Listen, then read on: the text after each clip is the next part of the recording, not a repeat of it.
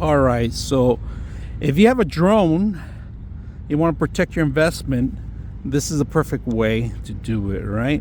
They give you a little metal frame. This is actually a metal frame. So anything you're flying, say you're flying and you're going to hit an object, it's going to hit this without damaging your actual camera.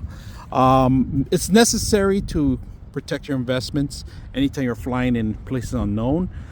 This is durable as it is, but not the front. The front is the most vulnerable part of this drone. So today we're gonna fly around, see if it has anything with the weight or if it changes. We'll find out right now. So let's test it out.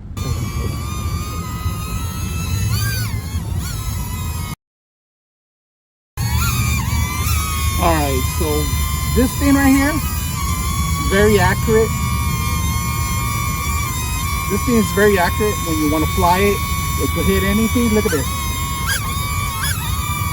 You don't have to worry about damaging the camera or anything else. It's very simple just to hit it as you want. Very secure, as you can see. So when you're flying outdoors, indoors, it's very simple.